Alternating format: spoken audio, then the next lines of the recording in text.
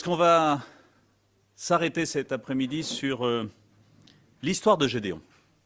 Une histoire que l'on connaît bien.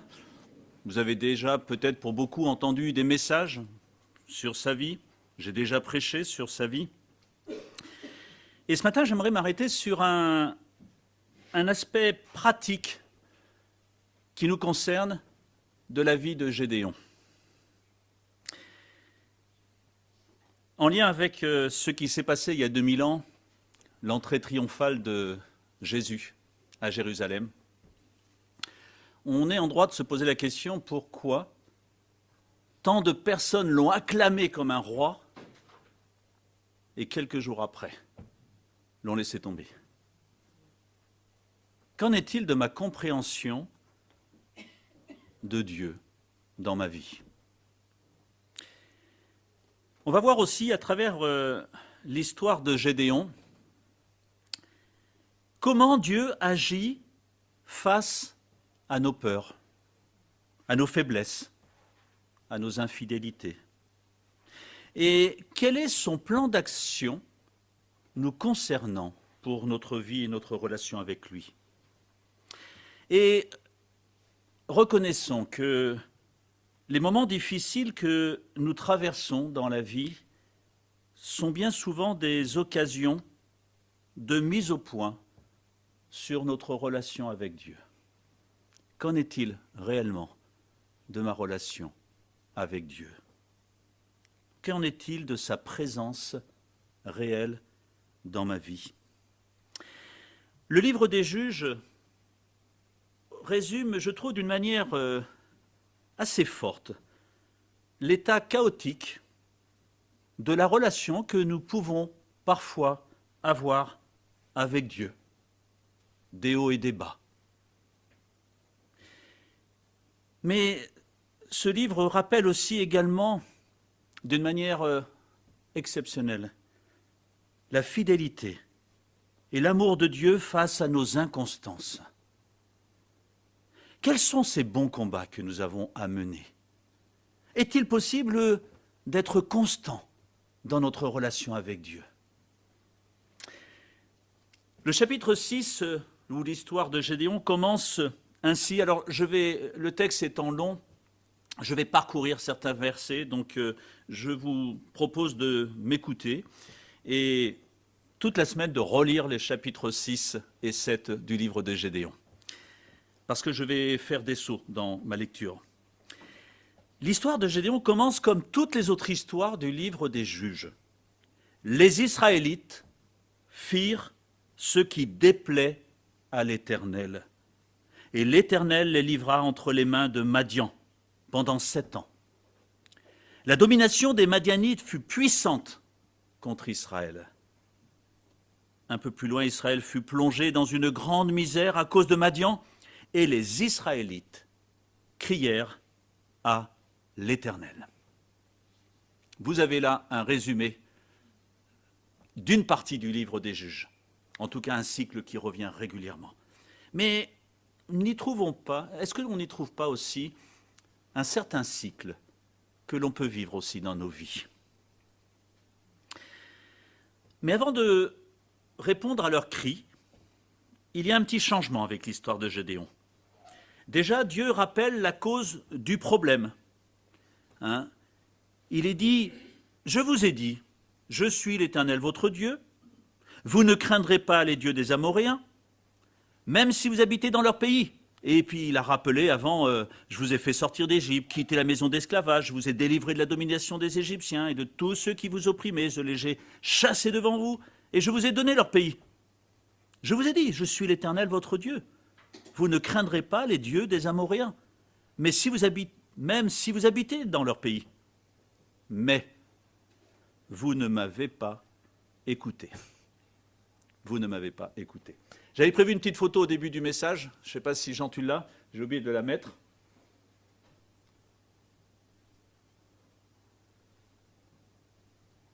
Voilà. Je la trouve pertinente. Mon Dieu, quand je te parle, j'aimerais bien que tu m'écoutes. Eh bien, moi aussi, figure-toi. Merci Jean, tu peux l'enlever. Gardez-la en mémoire. Vous ne m'avez pas écouté. Voilà ce que l'Éternel répond à Gédéon concernant le peuple d'Israël. Ce qui est remarquable, c'est que là où nous aurions sûrement abandonné ce peuple, arrêtez de crier, je ne vous crois plus, Dieu ne l'abandonne pas. Et c'est la même chose pour nous aujourd'hui. Il continue d'aimer son peuple. Il continuera sans cesse de nous aimer. Malgré notre infidélité. Aussi, l'Éternel vient voir Gédéon pour s'adresser à lui. Gédéon, j'ai quelque chose à te dire. Et je vais lire le texte à partir du verset 12, et là aussi je vais sauter quelques passages. L'ange de l'Éternel lui apparut et lui dit, « L'Éternel est avec toi, vaillant héros. » Ah, vous parlez d'un vaillant héros. Gédéon lui dit, « Ah, mon Seigneur, si l'Éternel est avec nous, pourquoi tout cela nous est-il arrivé? Où sont tous ces actes merveilleux, ceux que nos pères nous racontent quand ils disent « L'Éternel nous a-t-il pas fait sortir d'Égypte ?» Maintenant, l'Éternel nous abandonne et nous livre entre les mains de Madian. L'Éternel se tourna vers lui et dit, « Va avec la force que tu as et délivre Israël de l'oppression de Madian. N'est-ce pas moi qui t'envoie ?» Gédéon lui dit, « Ah, mon Seigneur, avec quoi délivrerai-je Israël? Mon clan est le plus faible de Manassé et je suis le plus petit dans la famille de mon père. » Parfois, on se retrouve dans des situations d'humilité, vous savez, mais est-ce la bonne humilité? L'Éternel répondit, « Tu me casses les pieds, j'en ai marre maintenant, Gédéon, arrête. » Non, mais moi je l'aurais peut-être pensé à sa place. « Mais je serai avec toi, et tu battras les Madianites comme s'il s'agissait d'un seul homme. » Gédéon lui dit, « Si j'ai trouvé grâce à tes yeux, donne-moi un signe pour montrer que c'est bien toi qui me parles. » Gédéon, un peu plus loin, verset 19, entra chez lui, prépara un chevreau et fit des pains sans levain. Prépare un sacrifice d'offrande. L'ange de Dieu lui dit, « Prends la viande et les pains sans levain, pose-les sur ce rocher et verse le jus par-dessus. » C'est ce que fit Gédéon. L'ange de l'Éternel avança le bâton. Alors un feu s'éleva du rocher, un feu qui brûla la viande et les pains sans levain. Puis l'ange de l'Éternel disparut de la vue de Gédéon. Comprenant que c'était l'ange de l'Éternel, Gédéon s'exclama, « Malheur à moi, Seigneur Éternel, car j'ai vu l'ange de l'Éternel face à face. » Et l'Éternel lui dit, « Reste en paix. N'aie pas peur, tu ne mourras pas. » Gédéon construit là un autel à l'Éternel et il l'appela l'Éternel paix. Au cours de la même nuit, l'Éternel dit à Gédéon, « Démolis l'autel de Baal qui appartient à ton père et abat le poteau sacré qui se trouve dessus. Tu construiras ensuite un autel consacré à l'Éternel, ton Dieu. » Alors, si je peux me permettre, Gédéon est bien loin du vaillant héros dont l'ange l'appelle. En tout cas, ce n'est pas la vision que j'ai des héros. Quand on est enfant, on a des héros, des personnes fortes, puissantes, qui nous rassurent. Ce n'est pas tout à fait le cas de Gédéon quand on lit l'histoire. Parce que Gédéon, il est comme Israël, idolâtre, et il ne reconnaît pas son péché. Il va même jusqu'à reprocher à Dieu de l'avoir laissé tomber, d'avoir laissé tomber son peuple. Et comme il le dit, je connais les belles histoires de délivrance que ses pères lui ont racontées. Mais regarde aujourd'hui, pourquoi tu nous laisses tomber? Pourquoi tu ne réponds pas à ma prière? C'est un peu un dialogue de sourds comme cela peut parfois nous arriver. Dieu leur reproche de ne pas l'avoir écouté et Gédéon de les avoir laissés tomber. Est-ce qu'il ne nous arrive pas parfois de dire « Pourquoi tu ne réponds pas Dieu ?» et de Dieu de nous dire « Et pourquoi toi tu ne m'écoutes pas ?» Ce serait tellement plus simple. Nous exigeons parfois beaucoup de Dieu, mais savons-nous l'écouter à sa juste valeur? Je dirais tout simplement, dans quel sens se situe ma relation avec Dieu? À sens unique d'un côté, à double sens, quel est le sens de ma relation avec Dieu? Le peuple d'Israël ne semble pas ici se repentir. Dans d'autres textes, on l'a vu demander pardon. Là, simplement, il crie « Hé, oh, Dieu, tu es où? Regarde ton peuple !» C'est impressionnant comme parfois, quand ça ne va plus tout à fait comme on le souhaiterait, qu'on se retrouve, on se rappelle que je suis un fils de Dieu et que Dieu est celui qui peut répondre dans ma vie. Le peuple d'Israël ne semble pas se repentir. Il crie simplement à Dieu. Et là encore, Dieu n'abandonne pas son peuple. Mais il y a un point sur lequel Dieu veut insister. Comment amener mon peuple à m'écouter? Comment amener mon peuple, ceux que j'aime, à réaliser que je les aime, mais que je désire une véritable relation avec eux? Comment l'amener à m'écouter? Combien de fois Dieu s'est peut-être posé cette question vis-à-vis de nous? Parce qu'il attend de ce peuple qu'il se repente, c'est-à-dire qu'il réalise ce qu'il est et qu'il réalise ce qui est Dieu. Parce que la repentance, elle est liée à ma compréhension de l'amour et de la grâce de Dieu face à la laideur de mon péché, quoi qu'il soit. Si je ne réalise pas la laideur de mon péché, je ne réaliserai peut-être pas la grâce et l'amour de Dieu. Et alors ma repentance ne sera pas celle complète que Dieu attend de moi. Et de ce fait, je ne serai peut-être pas totalement satisfait de la vie et de la relation avec mon Dieu. La question pour Gédéon, comme pour nous, elle est simple. S'humilier ou protester avant de revendiquer une intervention de la part de Dieu dans ma vie? En fait, toute la Bible rappelle la même chose. Dieu nous appelle à l'écouter, à se repentir, à considérer sa présence et à lui faire confiance. Un schéma simple en apparence, mais qui va demander pour Gédéon certains gestes symboliques et forts pour qu'il réalise et qu'il montre à Dieu qu'il a réalisé ce que Dieu était en train de lui dire. Il semble que Gédéon ne connaît pas suffisamment et totalement ce que signifie la présence de Dieu dans sa vie. Gédéon est enfermé dans ses rites à lui religieux. Des rites à l'époque des juges, en est-il différent aujourd'hui, où Dieu, le Dieu créateur puissant, côtoie les dieux de l'abondance, de la fertilité, du plaisir. Ces dieux qui existent à côté d'eux, en Canaan. Au point où offrir une petite offrande à ces dieux peut peut-être m'apporter une certaine abondance, fertilité, plaisir, le partage.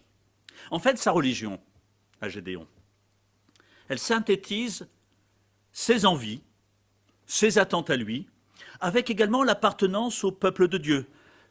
Parce qu'il serait possible que parfois j'ai quand même besoin de Dieu. Et là, c'est un combat qui s'opère. Parce qu'être entre deux chaises, on n'est jamais satisfait. D'ailleurs, je constate que vous êtes tous sur une chaise ce matin. Jamais entre deux chaises. C'est très inconfortable. Et je vous le déconseille. Une première leçon va apparaître pour Gédéon quand le feu de Dieu, nous l'avons lu, consume l'offrande rituelle de Gédéon. Vous savez, son rite religieux impersonnel. On peut se demander pourquoi il fait cette offrande, parce que, est-ce que Dieu est vraiment présent? Je fais mon geste. C'est impersonnel. Et Dieu détruit cette offrande rituelle. Il fait tout brûler. Je ne suis pas Gédéon, un Dieu comme les autres. Je suis Dieu avec un D majuscule. Je ne cohabite pas avec les idolâtres, parce que je suis le Tout-Puissant. C'est eux ou moi. Choisis, Gédéon. mais ne reste pas entre deux portes. Comme Israël, on peut se poser la question, quelles sont ces idoles que j'essaie de faire cohabiter avec Dieu? Ces idoles, c'est-à-dire ces choses de la vie que, quelque part, j'ai du mal à mettre de côté. J'en ai besoin.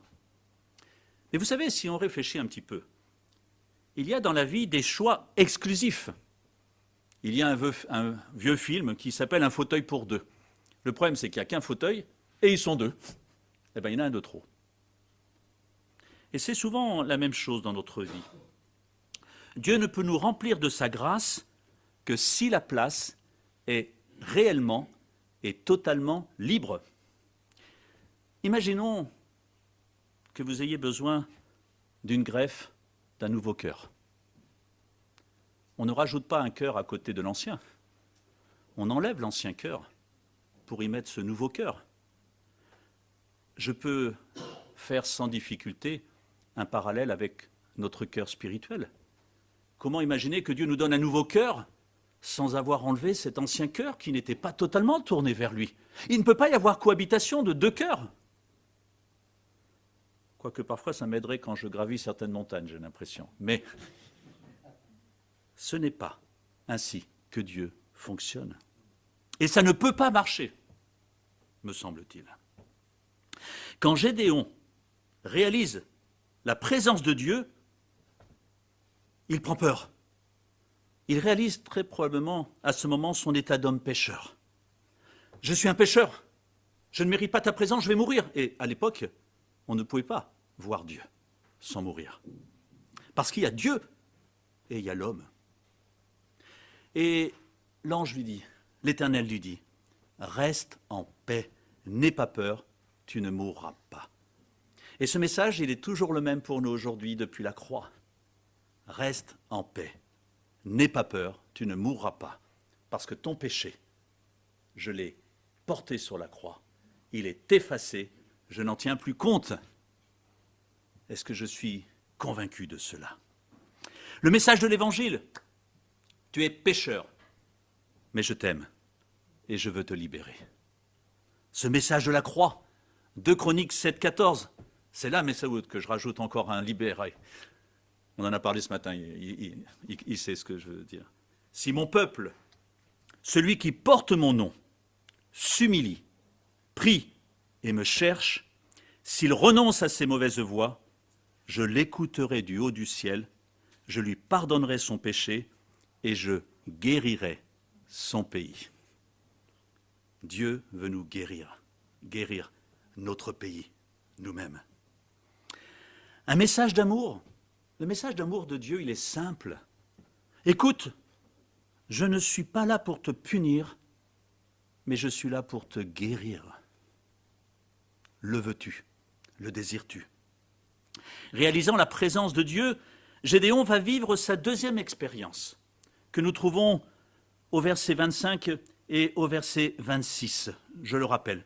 Au cours de la même nuit, l'Éternel dit à Gédéon, « Prends le jeune taureau de ton père, ainsi qu'un deuxième taureau de 7 ans, démolis l'autel de Baal qui appartient à ton père, et abats le poteau sacré qui se trouve dessus. Tu construiras ensuite, et tu disposeras sur le haut de ce rocher un autel consacré à l'Éternel, ton Dieu. » À l'Éternel, ton Dieu. Démoli et construit. On oublie souvent que j'ai aussi, même avec la grâce de Dieu, des choses à accomplir dans ma vie. Le peuple d'Israël ne s'appuie pas, nous l'avons vu, totalement sur Dieu. Et Dieu va lui montrer que pour profiter pleinement de sa paix, il faut lui laisser toute la place. Lui faire confiance et entrer et rester dans une relation constante avec lui. Démolis tes idoles. Quelles sont ces idoles qui occupent peut-être encore une place, aussi petite soit-elle, dans ma vie?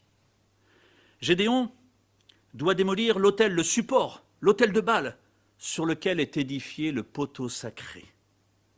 Vous savez, l'autel, c'est un peu tout ce qui soutient ces liens, ces constructions que j'ai élaborées, ces hôtels où j'ai besoin de venir, de revenir, dont je ne peux pas me passer, occupant une place importante dans ma vie. Je ne peux pas me séparer d'elle. Je n'y arrive pas. Et le poteau sacré, c'est le nom, la représentation d'un maître, d'une idole, qui me rassure, qui me procure du plaisir. Et je pense parfois maîtriser ces supports, alors que c'est ce poteau qui domine, c'est ça qui se voit. Et c'est lui qui domine sur moi. Et cela arrive sans que je m'en sois rendu compte. Et je n'arrive plus à m'en libérer. Gédéon, il va de nuit. Ce n'est jamais facile de franchir cette étape. Vous savez, ces emprises, ces choses qui prennent tant de place, ces addictions qui se vivent en cachette dans la nuit de nos faiblesses. On a peur. Qu'est-ce que vont penser les autres? Qu'est-ce que je dois faire? Comment y arriver? Mais Gédéon, malgré tout, il y va, même si c'est de nuit. Et on peut comprendre. C'est pas évident ce qu'il va accomplir. Il va faire un acte il faut oser le faire. Mais il y va, avec une petite crainte. Mais avec la conviction, il a choisi. C'est la présence de Dieu que je veux maintenant dans ma vie, et la présence de Dieu seul. Voilà ce qu'il a réalisé. Dieu ne se partage pas avec d'autres choses. C'est Dieu avant toute chose. Mais notons qu'il n'y va pas tout seul.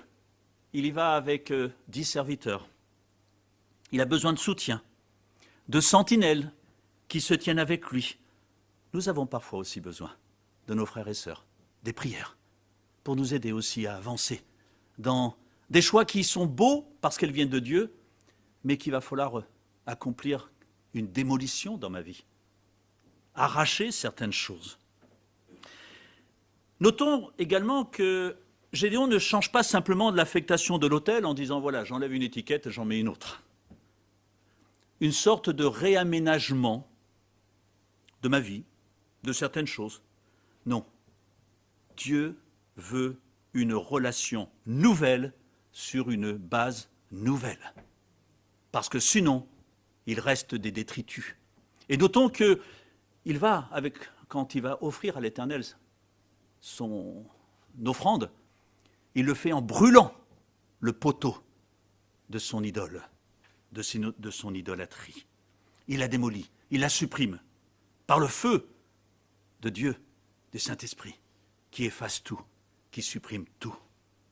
Donc ce n'est pas un réaménagement, c'est une nouvelle base, une présence nouvelle pour son Dieu dans sa vie. Gédéon est un peu l'exemple du chrétien qui, grandissant dans sa relation avec Dieu, franchit des étapes à son rythme, mais il avance main dans la main avec Dieu. Ça me fait penser, vous savez, à l'image du père ou d'une mère qui apprend à son enfant à marcher en le tenant par la main. Lui apprend à prendre confiance en lui, en marchant au rythme de l'enfant. Lent au départ, et accélérant, et prenant de l'assurance. Pourquoi? Parce que l'enfant tient la main de son père. C'est exactement ce que Dieu nous propose. Tiens-moi la main et avançons. Mais ne lâche pas cette main. Parce que ce qui nous rassure, ce qui rassure un enfant, c'est la présence de Dieu à côté de moi. Et rien d'autre, la présence de Dieu. Gédéon a compris que les promesses de Dieu ne se réalisent qu'en la présence de Dieu, qu'en sa présence. Et à ce moment-là que les titres qui avaient été donnés ou les versets qui avaient été donnés à Gédéon vont prendre toute sa dimension.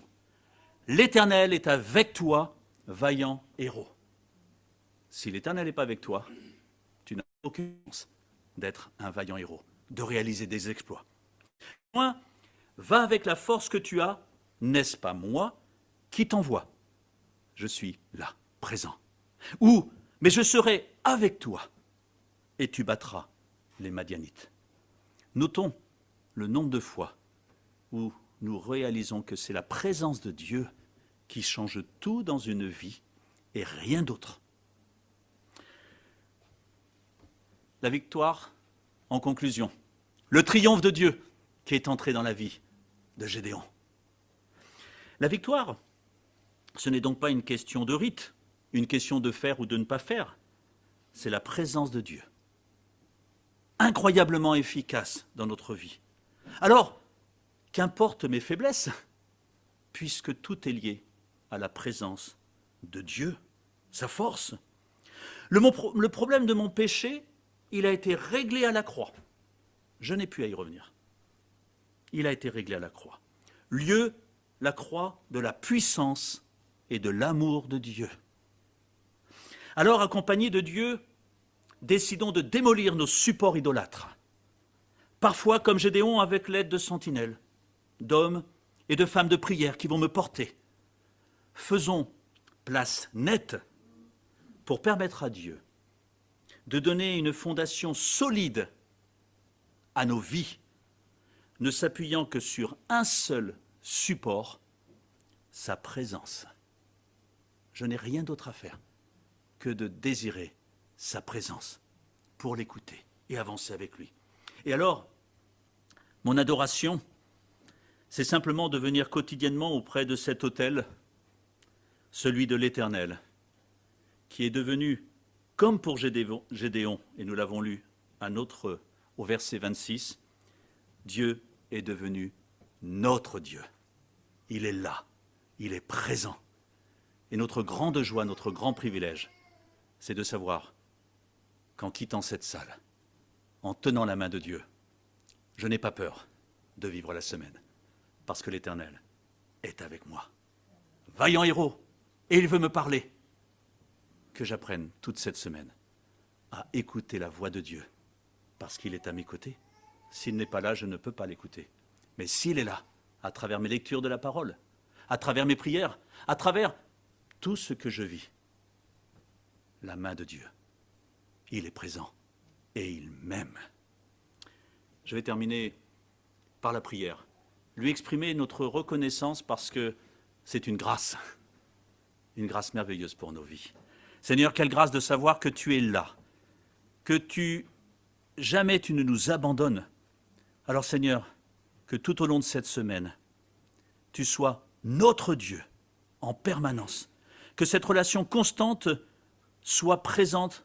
Je sais que toi, ta part sera faite, mais que nous fassions aussi notre part, de ne jamais oublier, de te tenir la main, de réaliser que tu es à côté et que nous n'avons plus rien à craindre.